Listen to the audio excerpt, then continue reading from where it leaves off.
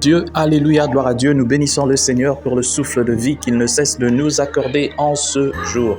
Bienvenue à une minute de prière de ce samedi 18 janvier 2025. Aujourd'hui, le Seigneur a mis en mon cœur le désir de partager avec vous ce passage de Marc chapitre 2, les versets 16 et 17 que je lis au nom de notre Seigneur Jésus-Christ.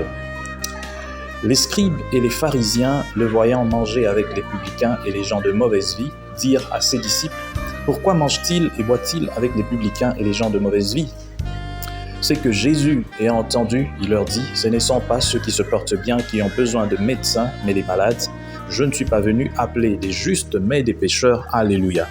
Mon frère, ma sœur, c'est très important de comprendre que l'évangile n'est pas venu pour des gens qui n'ont pas besoin de repentance. L'évangile est venu pour des gens qui ont besoin tout justement de repentance. Et les gens qui ont besoin de repentance, ce sont des pécheurs. Or, la Bible dit: tous sont péchés et sont privés de la gloire de Dieu. La Bible dit cela et c'est une évidence. Nous tous, nous naissons pécheurs. Et même si nous avons cru en Jésus-Christ, nous lui avons donné notre vie, nous sommes devenus des justes tels que lui-même il nous appelle, ça veut dire que nous devons avoir compassion pour ceux-là qui sont restés dans le monde. Parce que la perdition, c'est une chose très grave. Alors, nous ne devons pas juger ceux-là qui sont encore dans le monde. Nous ne devons pas les condamner. La Bible dit, nous devons juger ceux qui se disent chrétiens, nous les chrétiens.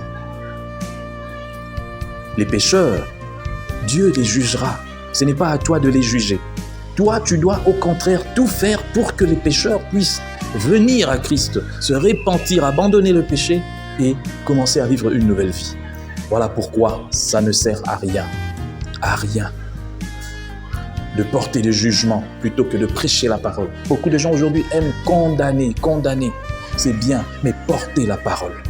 Il y a des choses qui se font dans ce monde qui ne sont pas claires. Apportons la parole avec un cœur humble, parce que ce n'est pas nous qui changerons les gens, mais c'est Jésus-Christ par le Saint-Esprit qui va les changer. Mais nous n'avons qu'à parler. Alors la question, parles-tu de Dieu à ton entourage? Depuis que toi tu es devenu chrétien, que tu es en Christ, que tu dis que moi je suis enfant de Dieu, combien de personnes as-tu déjà emmenées à la foi? Combien se sont déjà convertis parce que toi tu as parlé, par ta prédication, par ton exhortation? Est-ce que tu as déjà eu à gagner les âmes pour Christ? C'est ça, ça doit nous pousser à ça. Il y a beaucoup de gens, nous dénonçons beaucoup de choses. Voilà, le monde doit être gagné par nous. Mais si nous ne parlons pas, rien ne se fera. Que Dieu bénisse sa parole, qu'il bénisse tous ceux qui m'ont suivi, qu'il donne le courage, la force et l'envie à tous ceux-là qui sont enfants de Dieu, qui se considèrent déjà enfants de Dieu sauvés, de pouvoir parler de l'évangile au monde qui les entoure, et plus loin encore de pouvoir se comporter dignement afin que par ce comportement, beaucoup puissent venir à Christ en renonçant au mal et au péché. Que Dieu bénisse sa parole, qu'il bénisse tous ceux qui m'ont suivi, au nom puissant du Seigneur Jésus-Christ. Amen. Bon week-end à tous.